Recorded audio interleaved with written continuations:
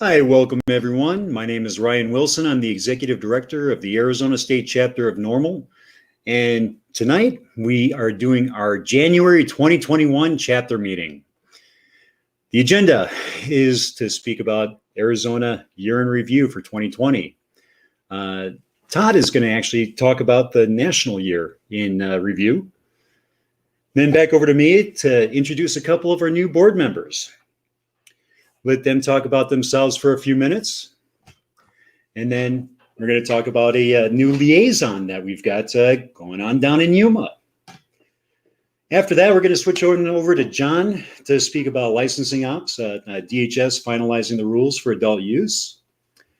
Then over to Mike Robinette for Southern Arizona update and speak a little bit about Lobby Week. So to get the whole ball rolling here, it's been a busy year. There's a lot that's happened over the 2020 season, and not all of it good. COVID had a major impact on how the outcome really kind of was shaped here. But to start off, the year actually began pretty normally. The 2020 legislative session was a total loss due to COVID, unfortunately, and it wasn't just us. Every bill that we had that we were working on was just a total wipe. But moving on from that, a couple of the things that we did accomplish, we hosted the Maricopa County Democratic candidates for county attorney in early May. That forum was a huge hit, and it actually kicked off our live stream webinar type of experiences here with Arizona NORML. Up to that point, I think we'd only done maybe one or two, just an occasional live stream, nothing really serious.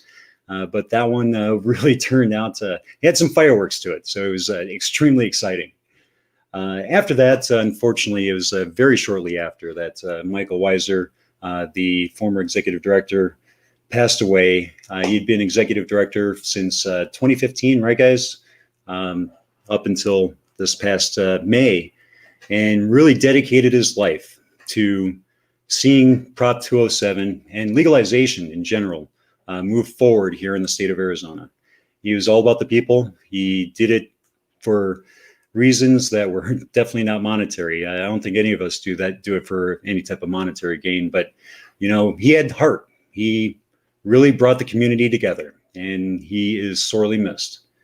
So we pulled together as a board. We used that as motivation to help see through legalization here in Arizona. We did it initially for him, as well as ourselves, as well as a board, as an organization, as a state. It was progress that needed to happen. Moving on from that, we pulled together, like I said, moved forward. We definitely did a lot more educational type stuff, live stream, digital outreach. We ended up doing a little bit of an educational series as well. After that, we ended up with the 2020 candidate guide, which was a huge success. It's still up on our website if you'd like to go and check that out, just for posterity's sake. And then in August, when I became executive director here, we jumped in full support of Prop 207, doing daily live streams. Huge amount of phone banking, 2.5 months worth of full-on phone banking, in which we made over 63,000 phone calls to registered voters to make sure they were fully informed about Prop 207 and what it entailed. 63,000 phone calls, guys. We had multiple sessions going on during each week leading up to the election. I mean, it was really amazing to watch. I mean, it was awesome just to see everyone pulling together. It was just a phenomenal experience all the way. Another first for Arizona NORML is we endorsed our first political candidate, and that was candidate for Maricopa County Attorney. Now, unfortunately, she's not in that role, but she is here tonight. I'm going to let her talk a little bit later about why she's here. After that, we all know what happened. We legalized with Prop 207. It passed with the largest margin out of any state that had passed adult use to date here in the U.S. That was 20 points. We passed with 60% to 40%.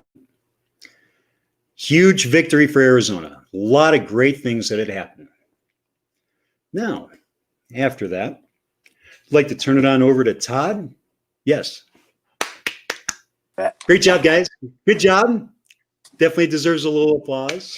But I'm going to turn it on over to Todd to talk a little bit about what's going on at the National Year in Review. All right. Can y'all hear me? I'm going to go off the top 10 for the National on their website as of today. So number one is the advocates run the table on election day. So what states legalized rec is Arizona, Montana, New Jersey, and South Dakota for a total of 15 states. And medical cannabis was Mississippi and South Dakota, totaling 35. So number two is the House of Representatives votes to repeal federal marijuana prohibition via the MORE Act, H.R. 3884, which passed the House in early December, which the MORE stands for More Opportunity Reinvestment Expungement, in case you didn't know, okay? All right, number three on the list, tens of thousands have their marijuana records expunged. California alone had over 100,000. Number four, sales of retail cannabis products reach historic highs. We don't have really a number for each state, and it wasn't totaled up, but historic highs basically says in every state we've reached that goal. No uptick, number five, no uptick in youth marijuana use following legalization. Number six, Vermont lawmakers legalize retail marijuana access. I guess that's huge for Vermont. Number seven, more seniors report using cannabis to improve their quality of life. Number eight, cannabis retailers designated as essential business during COVID, which was huge during the pandemic lockdowns. It's huge. Yeah, they also did like curbside. They set up curbside for a lot of the places, and delivery. Opened up delivery for a lot of places as well. Number nine, studies show that on-the-job cannabis use poses no threat to workplace safety, which is pretty big. That's huge. Yeah, it's huge. And then the number 10 is Virginia ceases arrest for marijuana possession. Right now, they were still arresting back until they did this. And with this, it's a $25 fine and nothing on your record in Virginia. And then there's also some other points that were made. The Illinois governor announced that hundreds of thousands of cannabis convictions have been expunged in Illinois. The study, medical cannabis associated with prolonged reductions in opioid use. History of marijuana use not associated with the hardening of arteries. And cannabis abstinence is associated with alcohol substitution, i.e., no weed, more booze, which is an interesting one. But yeah, they did a study and said, okay, you guys don't smoke anything over here, and then see if they drank more, and they did. So that one I thought was kind of cool. We have 9 states to watch in the new year: Kentucky, Virginia, Rhode Island, South Carolina, New York, New Mexico, my alma mater, and Connecticut, all with anywhere from 56 to 73% support for rec, and Kentucky has 90% favoring medical. And then one other thing I wanted to note was South Dakota. The Republican governor is officially backing legislation to reject the voter-approved initiative that just passed. Sad but true. And that's all I had for the legislative update. That was a pretty big one. For the national update there, you're in review. Sounds good. Thank you very much, Todd. Much appreciated.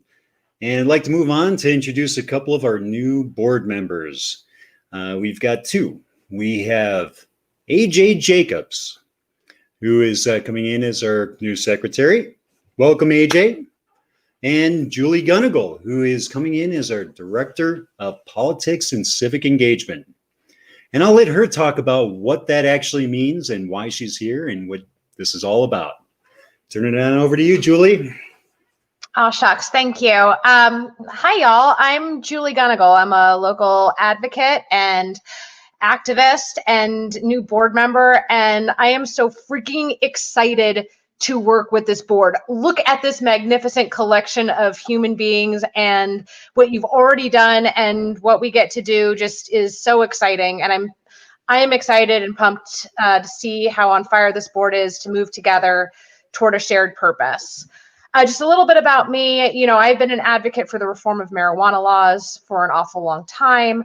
And I've seen what this means throughout my life. I've seen how marijuana helps folks, whether it's folks who are struggling with pain or PTSD or the effects of autism. Or maybe the part that just doesn't get said out loud enough, the fact that cannabis is enjoyable for adults to consume and in a free country is something and a choice that all should be able to make. I've also seen how the state and governmental response to marijuana and cannabis prohibition has harmed people, and how the collateral consequences of a conviction can last a lifetime. How we have enabled let's face it, a racist enforcement of marijuana laws for far too long, how that's inured to, harassment of folks, and how we've used these laws, not just the criminal laws that separate families, law that separates children from mothers, and have done it in a way that's not science-based, evidence-based, that doesn't help people, and that really conflicts with some of our deepest values. So I'm here as your new political director to tell you that Prop 207 didn't end the work that needs to be done in Arizona, and that moving forward with the political agenda means that we work together to expand access, to protect patients, to further the intent of 207, to make sure that cannabis expungements are done uniformly, hopefully automatically and correctly, and that we still have an awful lot of work to do on the local level with the way ordinances are currently being written, on the state level with the battles that are yet to come at the state legislature, and at the federal level, as we still have a federal prohibition. So as a consumer, as an advocate and a board member, actually, hang on, let's put a pin in that for just one hot second. Do you know what happened this entire election cycle? Every damn candidate who ran as a clean elections candidate and attended their debates got asked the question as to whether or not they were a cannabis consumer. And I just want to highlight that for everyone, that we are not beyond an era of I didn't inhale, or people perceiving that cannabis consumption is somehow taboo to talk about and disqualifying for those who want to serve their community. So I think we need to be really upfront about that. I would note that Arizona NORML did not bother to ask anyone who was at their debate as to whether or not they consumed. I don't know if that was an intentional choice, but it certainly was an interesting one, given that over 50% of adults have consumed cannabis over their lifetime, although many, many more are not willing to talk about it openly. Julia, I don't know if if the thought even crossed any of our minds to ask that question. I mean, it's just, just an automatic assumption almost, that, hell, you smoke weed, you've consumed cannabis at some point in your life, I don't know. Maybe I'm wrong, but a fair assumption. And as we work toward normalization and having this conversation, I mean, hot damn, I think we need to stop asking folks that as if it's not a topic they should be talking about. One more thing before I pass it on over to AJ to introduce himself. It is not lost on me that the spirit of Michael Weiser looms large in this role, and how much work he put in and what needs to be done to fulfill the legacy of Michael Weiser, and that is something that's just, it's so important to me. He was a friend. He was a dear friend. We ran the circuit together when I was running for county attorney, and I respected him and his advocacy so very much. And I look forward to carrying on those traditions. So to serve you and to serve our membership, know that I am reachable at julieg@arizonanormal.org, and I look forward to serving Arizona Normal. Thank you so much, Julie. It's a pleasure to have you on our board. And I would like, before we actually turn it on over to AJ, is to do something that no one's really expecting right now, but I'd like to open it up to each of the board members to actually ask you a question just on the spot. And I'd like to turn it on over to John to kick it off. Yeah, I was not expecting that, Ryan. Thank you for tossing it over to me. I guess I would say this is going to be, I think, a tough question, but what do you think is, if you had to choose one thing that is the most negative consequence of marijuana prohibition, what do you think it is? Denying like employment opportunities to consumers? Would you say it's the parental issues? Would you say it's just the general prohibition that, of course, leads to large numbers of incarceration? In your mind, what do you think is the number one most negative consequence? Yeah, I mean, what drives me is that the enforcement of marijuana laws have been straight up racist and has created a permanent underclass that one could easily argue is by design. And I look forward to Prop 207 ending that and holding folks accountable, making sure that the existing marijuana laws that have survived 207 are not enforced in that racial way. Great response. Todd, do you have a question that you'd like to ask Julie? So Julie, I guess the question that we forgot to ask the candidates was, do you smoke pot? Have you ever smoked pot? How often do you smoke pot? And that's it. Will you smoke pot with me? Is that what you're saying, Todd? I'm waiting. When COVID's over, let's have a talk. No, I mean, I don't know what to do with that question, and I'm actually happy that we're having a conversation about it, because I thought that it was very wrong to ask folks who are running in a time where, you know, we knew Prop 207 was likely to pass, but to ask it as if it was taboo, A, to talk about, or B, that it was any way disqualifying. What you do on your personal time might disqualify you from serving the public. No, that's wrong. We should move well past that.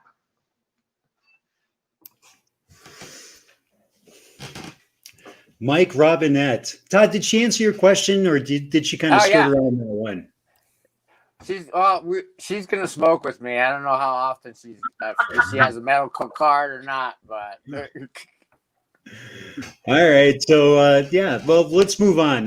Mike, do you have a question you'd like to ask Julie? Well, Todd took my question, and so did John. So I'm gonna have to come up with an extemporaneous question. Julie Gunnigal, good evening. My question would be, how did you run for Maricopa County Attorney? From that experience, how does that help you bring that experience? What does that help you to bring to the table with the activism with NORML? Oh, y'all, that is such a good question. So, running for office changes you forever and completely, right? It is. There's nothing else that I can explain like it on earth. It is meaning and purpose stuff, especially if you're doing it for the right reasons. And I suspect the right reasons are that you should be out there serving your community. And what I think it brings to being in the political director role is, first, a real realization of what it takes to run for office, and what that means when we go up to a public official, an elected official, and we ask them for something, because we're constantly going to be asking them for things. but it's also that experience of bringing people together, which is what my campaign, at its best did, that we were able to bring together groups that hadn't seen that they were, all shared the same values and that we're working towards the same things. And that coalition building, especially during COVID, and it's going to be a trying legislative session. But that's exactly what we need right now, to make sure that people are sticking to the issues, that they're putting aside partisan biases and like moving forward as one. And I think that we can do that. And that's what Michael did so well. Holy mackerel, that man. Well, I'd like to open it up to AJ to actually ask you a question as well, even before, if you want to. No, you don't have a question for Julie?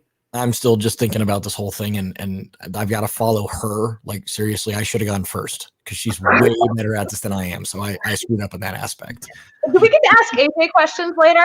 Oh, I'm Absolutely. sure. Absolutely. Okay, we're gonna figure out some tough ones then for you. Yeah, AJ. I'll reserve my comment for now, my question for now, Julie. And I'll open it up over to Dan. Dan, did you have a question that you would like to ask Julie while you've got the opportunity right now? And you're on mute, by the way. There you go. Yeah. Oh, yeah. I just went it back the other way because I can't. You give me too many programs. Anyway, no, Julie. I just congratulations. Just here wondering about all the whole thing. It's my own self, and I was also was very encouraged by Michael.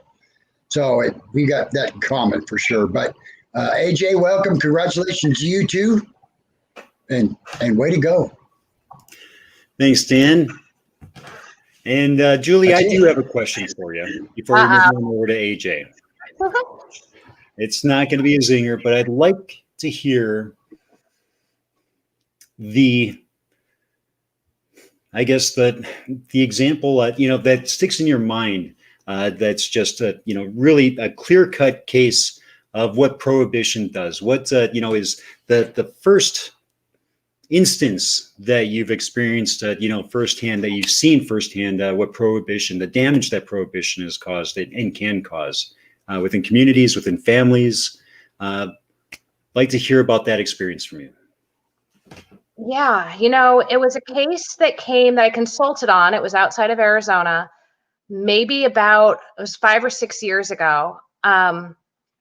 And how they have that say, motherhood or what changes people.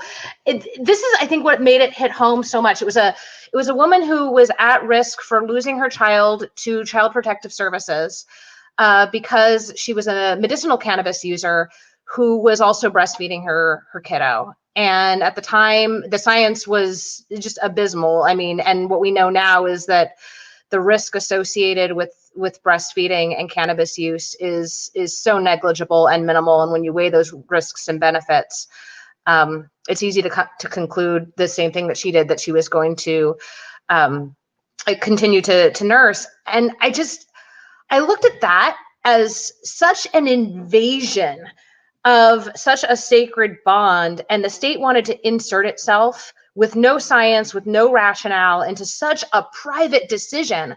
And I thought to myself, what are we doing? We are so far removed from what the rationale for cannabis prohibition originally was, which is protecting health and safety. And in fact, we're doing the exact opposite. We're destroying lives, we're destroying families, we're making it harder to find housing, to find jobs. And it's cases like those that are still repeating themselves all across the nation and in our state that really move me and tell me how much more work that we have to do. Thank you so much, Julie. I appreciate the insight there.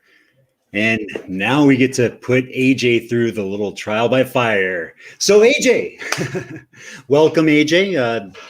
Love to turn it on over to you to hear a little bit about yourself. Well, first of all, it may come as a surprise to some that I'm former law enforcement, and I'm now sitting on the board of Arizona NORML. So I understand that that's not normal. But with that being said, I am a United States Air Force veteran, and I did 4 years in that, and then I moved on to law enforcement, and I got out of law enforcement in 2017, and I suffered a back injury, and again didn't use cannabis at all. started using cannabis for my back injury and started seeing the actual medicinal benefits of what it is I was working with, and not using pharmaceuticals, and decided to very heavily throw myself into the Arizona cannabis scene and all that. Ended up meeting Michael Weiser at a Women Grow event and got hooked up with him. And he and I went out with him on multiple occasions and getting signatures for Arizona NORML, and started learning about what NORML is, went to a couple meetings and seeing, what this was all about. And I appreciated the fact that it is consumer advocacy. It's speaking up for the people who don't have a voice. It's speaking up for those who could potentially be crushed by laws, and obviously many people have been crushed by laws, but it's the ability to speak up and change things and right the wrongs and do good in the community, for the community, and everybody that's been affected by it. Not only just because of the laws, but also moving into the now emerging medicinal scene of this, and all of the amazing benefits that this plant has, and seeing that there needs to be advocacy out there. There needs to be good education. There needs to be, good science out there, and talking to the legislatures and all that. And I'm really, really happy, and I'm really, really proud to be a part of this team and to be a part of this board, and to be able to speak up for, advocate for those who can't, whether it's autistic, people with autism, whether it's patients, or just people, who just want to smoke weed because they want to smoke weed. I'm fine with that. And again, many, many years in law enforcement tells me and shows me that it's not weed, that's the devil. And so we need to get over the stigma, and we need to move forward, and we need to understand and recognize it's, that it is a powerful plant, and we need to right the wrongs that have been out there for so long regarding this plant and the misconceptions. So again, I thank you very much for bringing me onto this board, and I sincerely appreciate it. And I look forward to doing a lot of good work with everybody here. Thank you, AJ. It's our pleasure. Thank you for both Julie and AJ. Welcome to the Arizona NORML board. We're looking forward to seeing what kind of damage we can do out there. It's going to be a hell of a lot of fun, guys. And with that, I'm going to turn it on over to, let's see. Yeah, let's start off. Let's go same rotation here. John, did you have a question you'd like to throw at AJ there? Yeah, Good. Make it good. So again, thank you both so much for joining us. I think you both bring really valuable perspectives to the table. And certainly for AJ, I think it's really unique for us as a state chapter of NORML to have a law enforcement perspective. I know that there's many people in the cannabis community that kind of feel like there's kind of a stigma or stereotypes that are widely held within law enforcement against cannabis consumers. And you're obviously proof of that. That's, like all stereotypes, they don't all hold true. And there's exceptions at the very least to all of them. And, minds can change. So I guess my question to you, AJ, is how accurate do you think that stereotype is? And if you think it is at least fairly accurate, do you kind of see a path to changing that stigma, to molding that stereotype? And I wonder what that looks like. So there absolutely positively is a stereotype. There's no doubt about that. But I also do believe that the stereotype comes from the propaganda that's been fed to, stemming from the reefer madness. And since this state has become medicinal in, what was it, 2010 and all, moving in and all that, there has been a change in the stereotype. And I have not been on the road. I mean, I've been out of it since 2017, but still that's fairly recently. And I was working under when, medicinal was there. And as medicinal started to come around and you would have interactions with people who were using it for medicinal purposes, it started to kind of change your perspective. Yes, I'm going to be, real honest here. Yeah, there's the typical stoner doper, stereotype that law enforcement does have. But unfortunately, and I'm going to say something that's unpopular, sometimes those people bring that stereotype about themselves. Whereas when medicinal came along and we saw that there's medicinal value for it, and it started to change the mindset, and it started to it started in the medicinal side, but it did start to come out that, hey, there are successful people that do smoke. And then you started talking to more and more people, and we're in this again as law enforcement. You start talking to more and more people, and then you find out that, hey, there are successful people that do this. There are normal people that do this, and now I can say that from my law enforcement contacts that I still have, yes, the stereotype has definitely changed. There are many, many law enforcement officers that don't think anything about cannabis anymore. They're like, it's no big deal. It's absolutely no big deal. And the culture is changing. The mindset is changing. And again, I don't care if somebody wants to, smoke just because they want to smoke and get high. I got no problem with that. That's not a big deal. But that does not help the stereotype, unfortunately, when law enforcement comes into contact with those people. 90% of the law enforcement's not going to be coming in contact with the medicinal people all too much, if that makes sense. So it is something that can be changed. It is something that we can help mold and shape. And look at this board. I mean, look at this board. It doesn't matter what your level of success is. If you're a cannabis user, you can be responsible about it. And we absolutely can, not we, but everybody as a whole can change the mindset, the stereotype and all that of law enforcement. And it is happening a little bit. So even from the ones that I talked to now, it is definitely happening. So thank you for offering that perspective. I think that's a real shining example of all of the value that you bring to the table for us. And we look forward to working with you in the future. Also want to highlight really quickly, I thought it was really interesting how that tied back into what Julie was talking about before and kind of the stigma about, being asked these questions about cannabis consumption and how people are very loath to talk about it in public.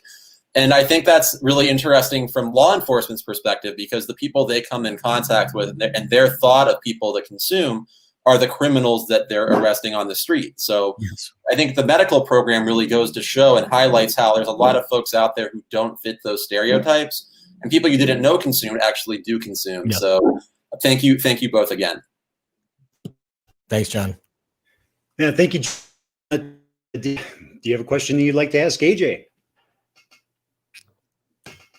Todd?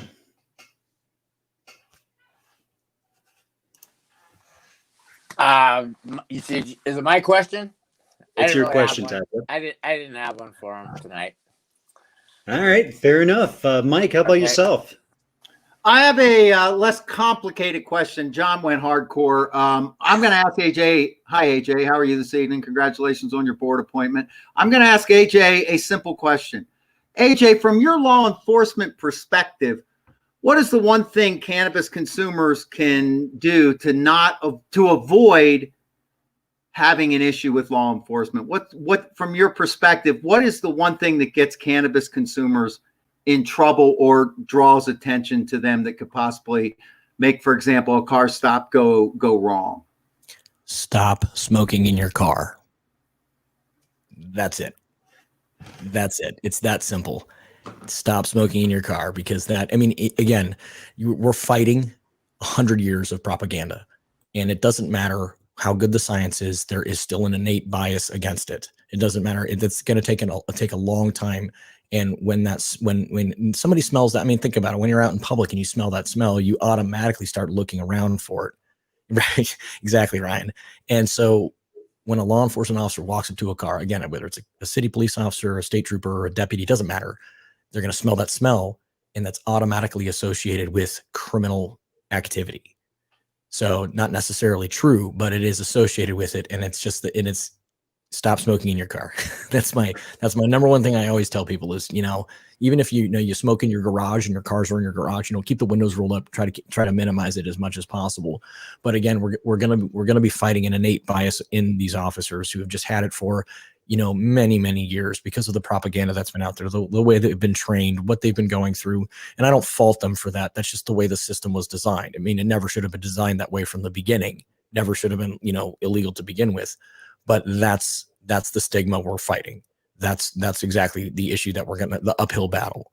So, and also that obviously with the smell, comes a potential DUI investigation. So that'll really complicate your life. So on two perspectives, one, changing the stereotype is stop smoking in your car, and two is don't do it just because even if you didn't smoke that day, it's still going to trigger the officer that there is a criminal activity, something else is going on. So. You mean when someone's been trained to react a certain way to a certain environment or a certain situation, it's hard to break that habit, that mindset? Yeah, 100%. Said I've been out of law enforcement for a few years, and I still respond. Like, I still smell weed when I'm out in public, and I'm like, Oh wait, no, we're fine. We're good. Never mind. Like a Yeah. little bloodhound, and going after that scent, right? Agreed. Oh, all right, Julie, do you have? Hit me with it. Yeah, I want to talk about that smell.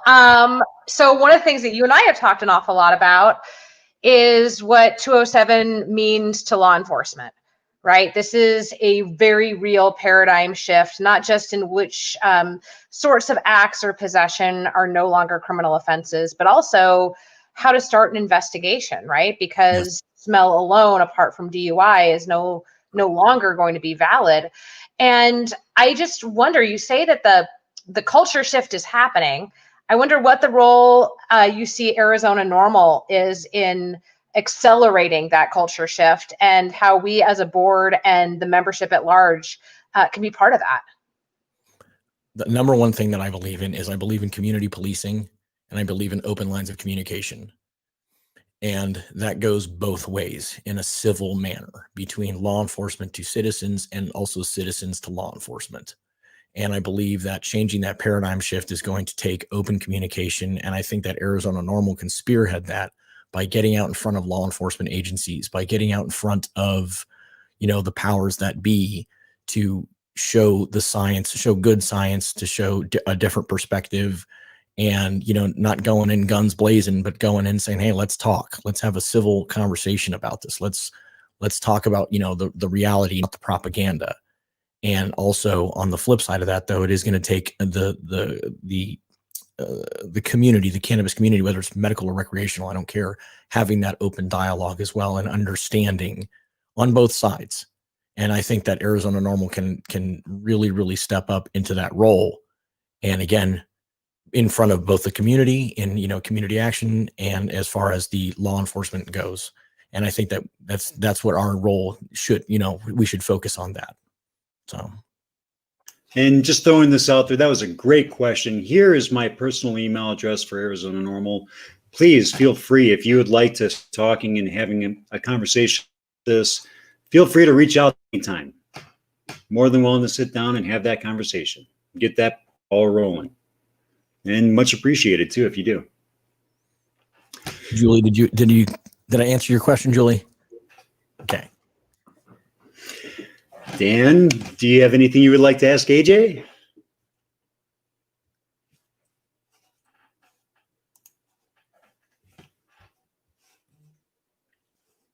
Oh, you're muted there.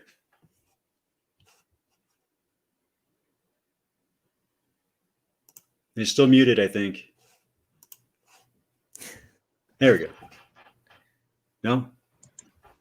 I think I tried to unmute. Dog it. There we go. Yeah. Okay. Okay. Jumping off the question that was kind of proposed to Julie, was during the Prohibition, the biggest loss that we had, whether it be or recreational, now they know. A little choppy there, Dan. How do you think we got there? Not catching you. Maybe try shutting off your video there for a second and just going audio.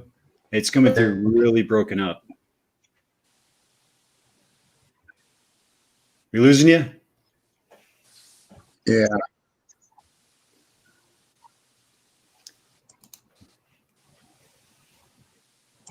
All right. It's okay. Go on. All right. So pass me by. I don't know what's wrong with this thing. All right. Sounds good. All right, AJ. Yes, sir. Got a real zinger for you, and then we'll move on over here to Dan. Hopefully, he's got a stable internet connection for his introduction. But AJ, when you were out there working, in your role as law enforcement, what was the most dreaded substance that you ever feared to come across? On a stop. Bath salts. When I was out there was a couple of years that was bath salts. There was a synthetic drug that came out for a couple of years, and I'm talking the most insane, crazy things that I've ever seen were people on bath salts, but that was for a very short period of time. But what I saw consistently that ruined everything every night was alcohol. Alcohol Yep. every single night. Alcohol. Rollover accidents, fatal accidents, every single night. But the craziest one, without a doubt, was bath salts. But the most consistent one that ruined people's lives every single day. Again, just there were accidents involving death or serious physical injury every single night that I worked, pretty much. That involved alcohol. It was after midnight. If there was an accident, you could pretty much guarantee it was an 80 to 90% chance that alcohol was involved. And it wasn't, slow speed accidents on city streets. It was high speed, 100 plus miles an hour, and, things like that happening. So. Well, thank you for sharing, and welcome to the Arizona NORML board. It's our pleasure to have both of you guys on. Looking really excited here. Looking forward to this upcoming year. AJ, you've got something that you've got in the works too, right? Something that you're going to be launching here coming up pretty quick. I do. I'm launching a podcast. I've recorded a couple of sessions. I'm getting everything edited out and all that good stuff. And the name of my podcast is Blue to Green. And I have a YouTube channel. Nothing's up yet. It's still in the works. It's Blue to Green Podcast on YouTube. My Instagram is blue to green .official podcast. And what I'm looking at doing is talking to everybody in the community. I want to talk to law enforcement. I want to talk to defense attorneys. I want to talk to prosecuting attorneys and everybody. And I've already spoken to defense attorneys and also a former police officer as well already about this. And the entire, my slogan or motto is bridging the gap. And it's bridging the gap between the cannabis community and the criminal justice system and law enforcement, and bringing understanding to both sides and bringing a sense of community and togetherness from both sides, and showing the humanity of each side to the other side. So yeah, that is in the works and in production and film or recording and all that good stuff. And just the editing's taking a bit. So I'm all new at this, but so the editing is taking a bit. Well, I'm sure it's going to be phenomenal, especially with you heading that sucker up. We look forward to supporting you in that endeavor there and working with you to help, promote that and get it out. I appreciate that.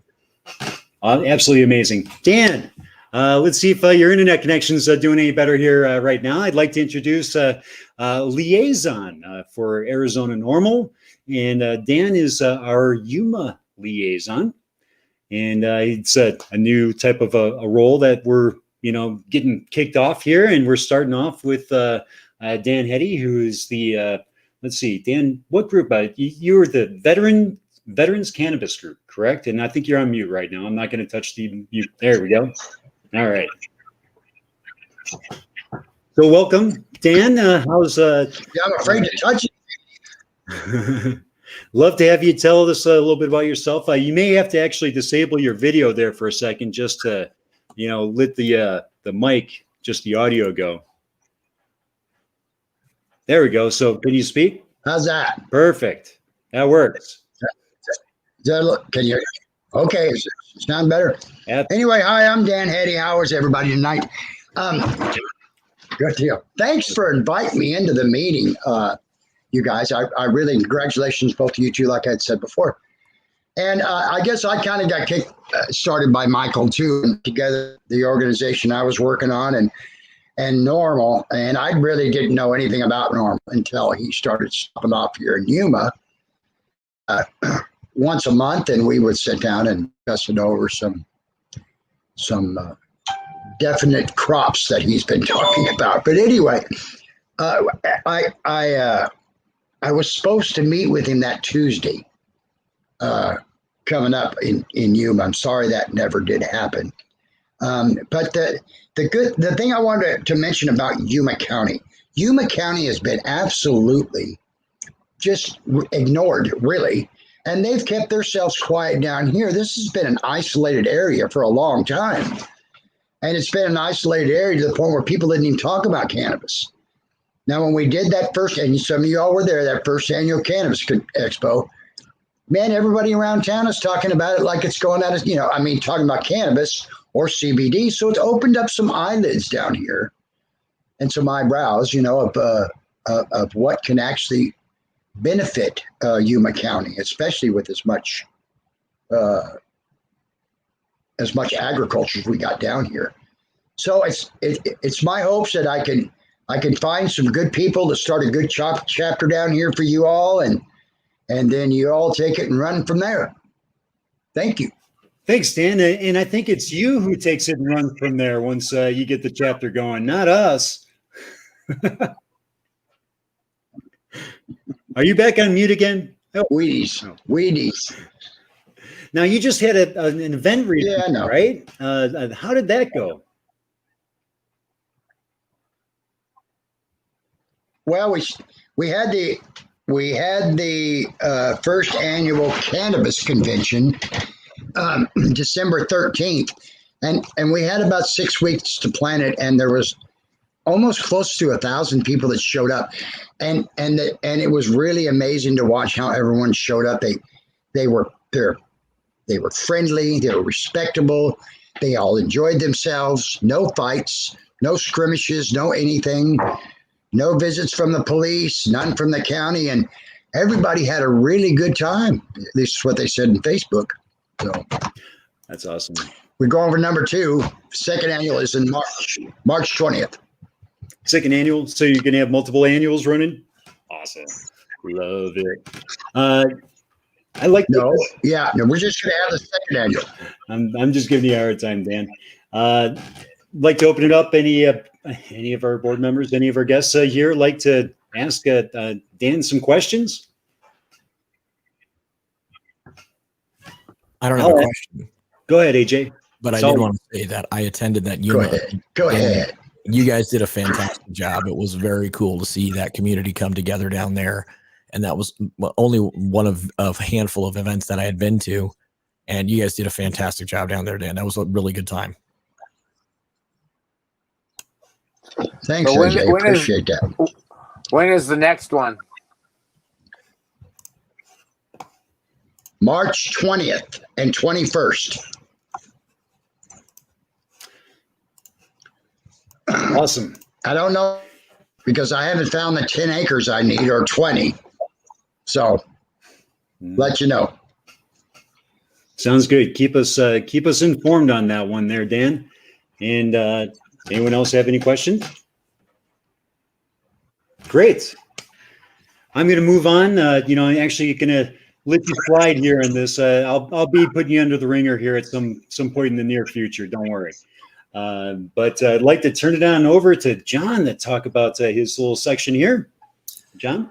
Yeah, so I'm really excited to be here today. I'm always super excited to be on webcast with all these fine people and talking to all of our membership at home. But today is a really exciting day for the Arizona cannabis community and kind of bringing to fruition a lot of what we spent just countless hours working on. Like Ryan mentioned, the 62,000 phone calls, trying to advance Prop 207 to a successful outcome.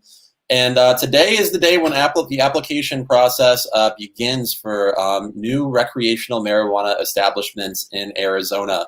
So I want to just talk a little bit about the opportunities to get into the industry and let you folks at home know when you can start expecting to see dispensaries open their doors to recreational consumers. So as a result of Prop 207, there's going to be 2 or 3 rounds of licensing opportunities. The first of those is today. The early application starts today, the early application period. And that's where dispensaries will be able to become what's called dual licensees under the Act, meaning that they have medical dispensary licenses and recreational licenses. And there will also be opportunities for new people to enter the industry, and particularly in certain rural counties. So the Department of Health Services is going to be issuing about 12 new licenses for counties that have less than 2 dispensaries right now. So that means there's going to be 2 new licenses in Apache County, 1 new license in Cochise, 1 new license in Gila, 1 new license in Graham, 2 in Greenlee, 2 in La Paz, 2 in Santa Cruz, and 1 in Dan's hometown of Yuma down there. So there's going to be a number of opportunities to get into the game. There is going to be some gating criteria, requirements you'll need to meet to submit an application. One of those is that you've got to have property locked down that you can use for your establishment, whether you own the property or you want to lease it, but the owner of the property is okay with you operating an establishment.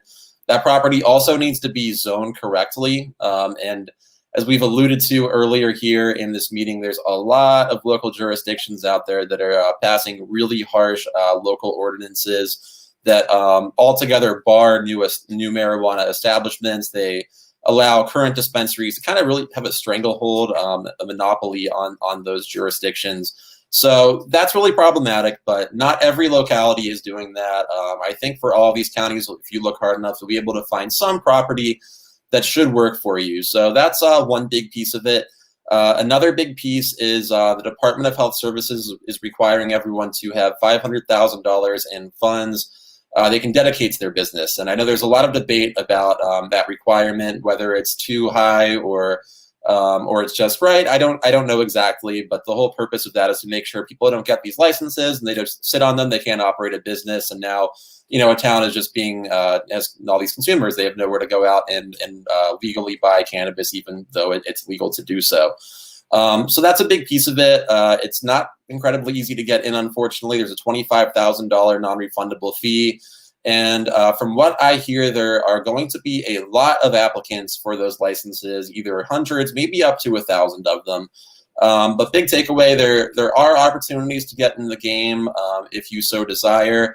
And the early application process for dispensaries is really straightforward. And that's good news for all of our listeners, because it means the Department of Health Services will be approving those applications pretty rapidly.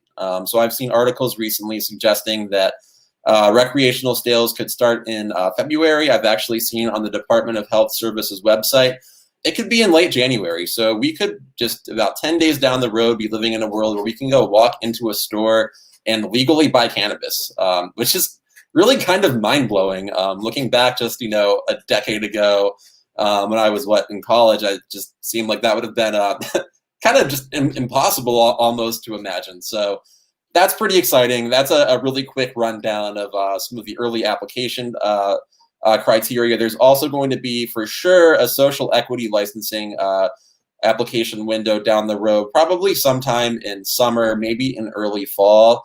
And that's really unclear right now what that's going to look like. So all Prop 207 had to say about social equity is that the program as a whole needs to promote the ownership and operation of marijuana establishments by quote unquote communities that were disproportionately impacted by our prior marijuana laws. So many of you may have heard about social equity programs around the country. We actually just shared on our Facebook page an article about the Washington program earlier today, and there's been really a lot of mixed results. These have gone all kinds of different directions, and with that vague language I just referenced from Prop 207, it's really unclear what that's going to look like in Arizona. So in Ohio, what they did was they tied it to minority status, being part of a racial group that was disproportionately impacted, like African Americans, Latinos, etc.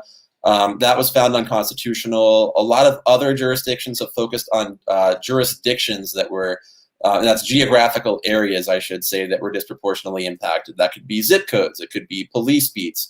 And depending on what the Department of Health Services tries to do, it could be more or less advantageous to lower income communities than otherwise. So that's something that all of our viewers should keep an eye on to inform themselves and to actively try to influence and to let us know here at Arizona NORML what you think and how you think that whole process should shape out.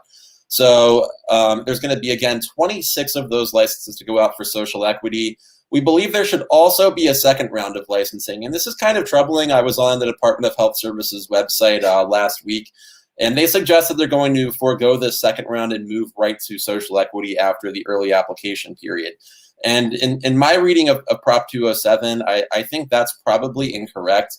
It says that after the early application period, the department's supposed to issue all of the licenses it can under certain provisions of that law. And what I mean by that is the department can issue one marijuana establishment license for every 10 pharmacies across the state. There's about 1,330 pharmacies in Arizona right now. We've got about 120 dispensaries. So if you'll recall what I said before, there's going to be about 12 of these new licenses. There should be at least one more to go in that second round, maybe up to 10, 15, depending on if every single dispensary moves forward with the dual licensee program. And that's kind of an exciting opportunity too, because the early application round, that's going to be tied to just certain rural areas that are very sparsely populated. And of course, the social equity program is just, it's not going to give every single person an opportunity. So the second round, if it actually ends up happening, and we hope that it does, will give everyone an opportunity to apply for a license, and not just in rural areas, but in heavily populated areas like hopefully Phoenix, Tucson, places where more folks live, and therefore there's more customers. And I think that's also really great, especially in light of all these local ordinances that we've been seeing that have been really restricting competition. And as we all know, the number one thing in driving prices down is going to make sure that, making sure that there's dispensaries to compete, establishments to compete with each other and try to, lower prices through competition. And in some areas, that's, there's unfortunately not a lot of competition in places like Gilbert, where we had Curaleaf actively lobby and make friends with some of the more conservative members on that town council that were pushing, gateway theories because it fit their bottom line. So we hope to see some more licenses out there. We'd really love to see some more competition so we can have really good products going out to consumers and at a reasonable price that's, well below what you'd be paying on the street, because, we want to make sure that you have access to a regulated marketplace where you're getting, you can't, it's not just that you're buying legally over the table and everything and there's, taxes going to good money, but also, shrinking the black market that really is responsible in some sectors for a lot of, death and destruction. And that's something that we advocated really strongly for during the election, and that we feel very strongly about. So those are a couple of things to keep eyes on. And on the topic of local ordinances, please let us know. Keep an eye on your local governments. Keep an eye out in those town council meetings. Let us know when there's a local ordinance being proposed that's not fair. I know there was one also, I mentioned Gilbert, there's one that's being debated right now in Goodyear that's really particularly shocking, not just in limiting the number of new marijuana establishments that can go in there and preserving the market hold of dispensaries, but also making it illegal and against Goodyear law to throw away used and empty marijuana packaging into an unsecured trash can outside of your house. Whether or not that's even allowed under Prop 207, I don't think so. But regardless, it's absurd, it's outrageous. I strongly encourage all of you, if you're in Goodyear, contact your local politicians, your elected officials, put pressure on them, let us know what we can do to help you doing that. And if you don't live in Goodyear or you don't live in Gilbert, you live in another area, keep an eye out for those agendas so we can be informed about what's happening, because there's so many towns across Arizona. It's really an uphill battle for all of us to keep an eye on every single local agenda and knowing what's happening. So, we're really here a grassroots organization, pun intended. I'm sure Julie appreciated that one over there. So we rely on all of you viewers at home. Please do whatever you can to help us out. We're fighting right alongside you, and we rely on you. So please let us know what we can do to help you. Thank you so much, John. I threw a couple links up there while you were talking. I hope you don't mind. One of them was a contact page for actually submitting, if you got any comments or if you've got any information out there you'd like for us to be aware. Also, feel free to submit comments or messages on our Facebook page. That is absolutely another piece that, is going to be, hit by one of us here. We've all got access to the page. So whoever has the ability to be able to get to it first, we definitely pay attention to all that stuff. The second link is the arizonanormal.org/volunteer. And that is, if you'd like to get involved, by all means, feel free to fill out the little form there on the volunteer page. And we'd love to reach out to you and get you set up here moving forward with us. Also, there is a social equity mentorship program that is being put on by META. And if you'd like to check that out, there's their website right there. They've got the social equity page right up in the top of the website, but meta-az.org. And with that, I'm going to turn it over to Mr. Robinette. Thank you, Ryan. Good to be here with this fine board, and of course a warm welcome to both AJ and Julie Gunnigal for joining us in our activities. I think it's we have a united front and a very strong board, and I'm proud to be a part of it. However, I know I normally start my shtick with saying greetings from Tucson, actually Cat Town. But tonight I have to say greetings from southwestern Colorado, particularly a small town known as Ouray, Colorado, which is where I've been vacationing for since Sunday of last week, and sadly I shall be returning on Thursday in just 2 days. But what better way to spend my one of my last evenings here than to join Arizona NORML and have a lovely board meeting and disseminate it out to all the different social media platforms. I do want to talk quickly about the Super Bowl event of activism, and it's coming up very quickly, and that is what we normally call Lobby Day. But get this, because of COVID, we're not going to do a lobby day this year. We just can't in good conscience converge on the Capitol. And if any of you have ever been in some of those very small rooms and offices, it's probably a recipe for disaster. So we're going to instead do something unprecedented. And get this, that is what we're going to call Lobby Week. I'll say it again.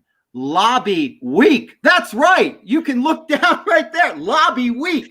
And it is happening. Not just a lobby day. We're talking a week of lobbying virtually at the Capitol. And it's coming up the week of February 8th through February 12th. Monday, February 8th through Friday, February 12th. We have just sent our initial round of emails out, and we already have four meetings scheduled. Last year, we scheduled about 40. I'm going to shoot for 60 this year. Let's hope to do 60 Lobby Week virtual meetings. So we're really excited. Like I said, it's really now the Super Bowl week of activism, because we're going to be lobbying our legislators at the Capitol for an entire span of 5 days. It's unprecedented, as I said earlier, but it's incredibly exciting at the same time. Now, the thing is that the 7 of us here, cannot successfully carry out a lobby day or a lobby week, but we need you. And so what I would ask relative to the email that Ryan put up, the Arizona NORML volunteer, if you would like to participate with us during lobby week, send us your name and where your legislative district is. And what we will do is we will set you up with a meeting, if we can get it, with your representatives, and we'll get you into those meetings so that you can speak with your local representatives in a lobby fashion and talk about bills that concern you relative to cannabis. It's a great opportunity. As John mentioned, it really is grassroots at its finest. And the thing is, a lot of people come out of lobby week saying, that was really great, because it really is where we play our part in democracy. And we talk with our elected leaders about what are our concerns from our perspective with marijuana. So if you are interested at all, we encourage you. We will train you. We will get you fired up so that you can have an incredibly successful event in our lobby week. So send us an email with your name. We will get back to you, and we will get you excited and fired up, and we'll get you trained and ready to go for lobby week. Relative to lobby week, what we do is we discuss bills. So what I kind of want to do is just go over some of the bills we're tracking briefly and go from there.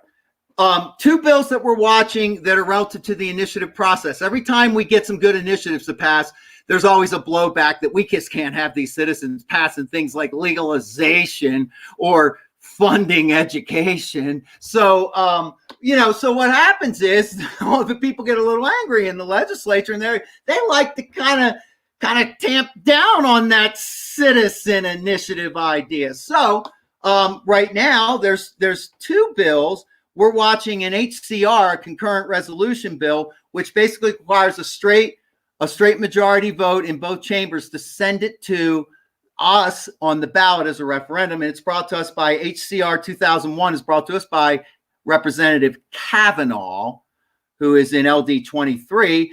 He wants to limit initiatives and referendums to a single topic. Now, what that does is hinder the process of the citizens' initiative.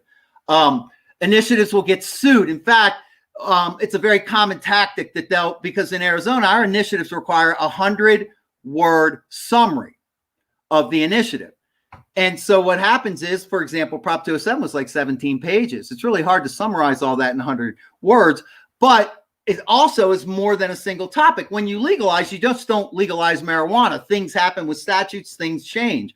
In fact, single topic initiative laws have sunk other states' attempts at marijuana reform at the state level. So we're certainly against that because we see the value in the citizen initiative process because we just experienced a great success with it in something known as Prop 207. Another bill brought to us by Senator Mesner is SB 1105, and that actually alludes to what we just talked about. It increases the 100-word count to 200 words. Thumbs up on that, because at least with 200 words, you have more of an opportunity to summarize what's in the initiative. And now I have to talk with you. I almost should pause and have us all take a deep breath, maybe get into some sort of yoga position so we don't freak out, maybe so our blood pressure doesn't spike, because I'm now going to talk to you about HB 2084, brought to us by the person that brought us HCR 2001, Representative Kavanaugh out of LD 23. Get this. What this bill does is Kavanaugh produced a number, 2 nanograms per milliliter. And he believes that that should be the limit of a blood draw within 2 hours of driving to prove you impaired. Now, we don't know scientifically how he produced that number, 2.0 nanograms per milliliter. We suspect it came from one of those same places where Representative Bowers produced the 2% limit on THC last year. And I'll leave you to figure out where that might be coming from. But absolutely thumb that down. But here's the thing. We've already talked about this bill. It runs contrary to the Voter Protection Act, because the Voter Protection Act, in furtherance of Prop 207, states that a specific limit can only be adopted once the National Highway Institute for Traffic Safety has stated that that's a good limit to be used in law. Also, Prop 207 tells us that you can't be proven impaired simply by a blood draw, that you have to be impaired to the slightest, proven impaired to the slightest degree. So we feel this bill's a mess legally. We don't think it's going to get very far, but we are monitoring it and are concerned about it. Next, 2 bills that are identical to a bill that came out last year and unfortunately died when the session died. I think that might have been HB 2049. I don't remember at this point. But there's HB 2154 and its rival SB 1209. Those bills seek to add autism spectrum disorder as a qualifying condition to the medical program. And we all know that that was something we almost got done last year. Those are identical bills, and they're the identical language from last year. It's been brought to our attention from parents of kids with autism spectrum disorder that language was added in that bill that is concerning because it produces an overburden on parents. So we're neutral on those bills until we can kind of see what we can do about the language that is clearly objectionable. Next bill. Now, I read this one thoroughly because it was brought to us by Representative Blackman. And he's not the biggest fan of marijuana. I guess I can say that because he's an F-rated candidate, F-rated relative to Arizona NORML in our candidate guide. But this bill, HB 2171 by Representative Blackman, it's somewhat innocuous. It just adds court procedures to any civil marijuana violation that's defined by 207. So that, I mean, if you do have a civil marijuana violation, you do have a court procedure to adjudicate it.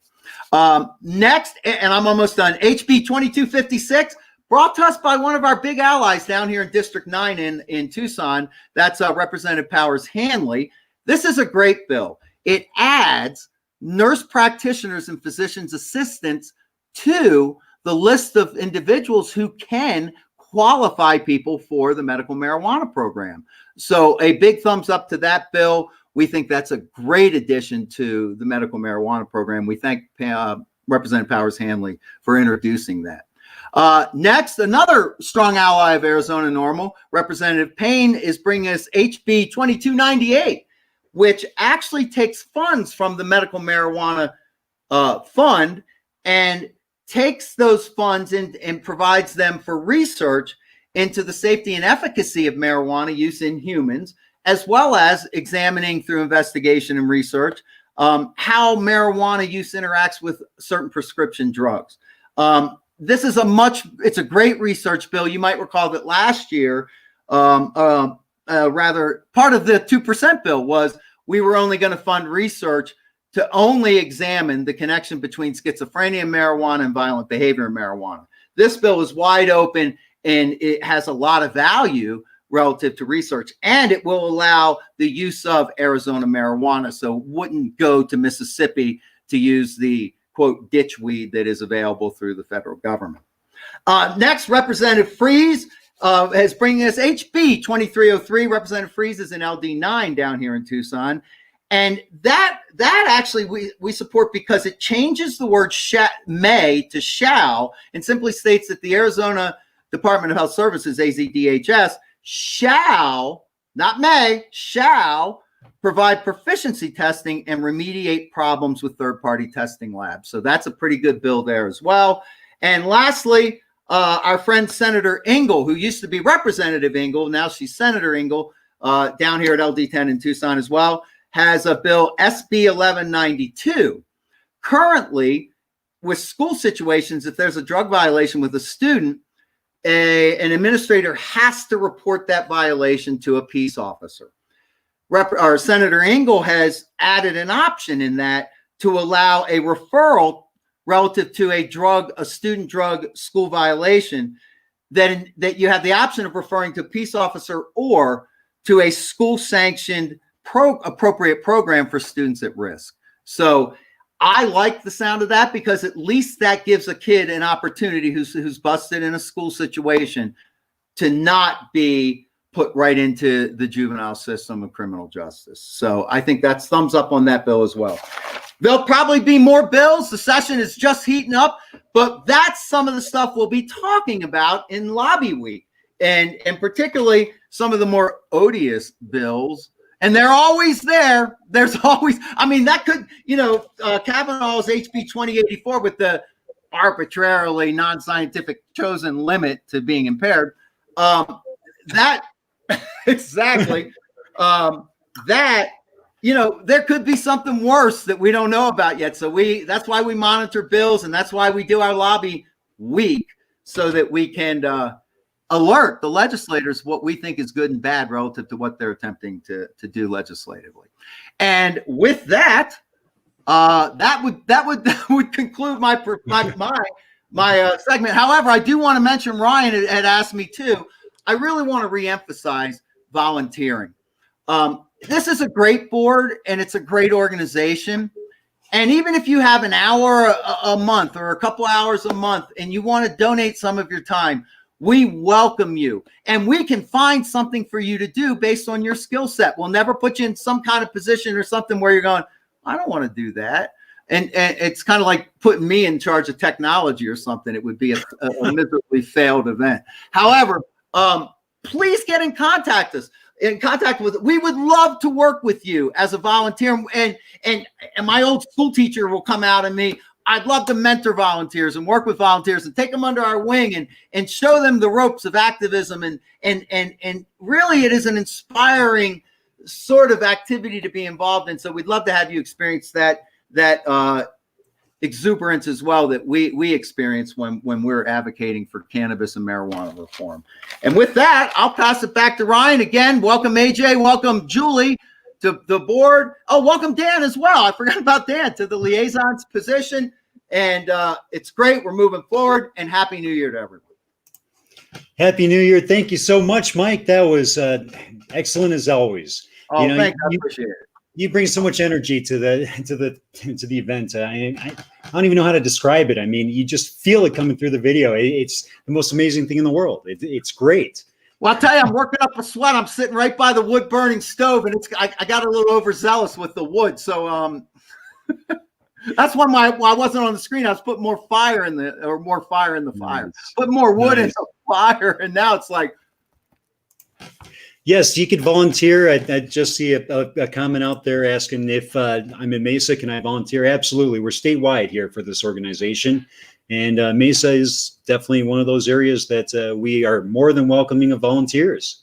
So by all means, we'd love to have you drop in and, fill out some information and, get you set up, become part of something special. I mean, this is something that has been in the works for over 30 years here in the state.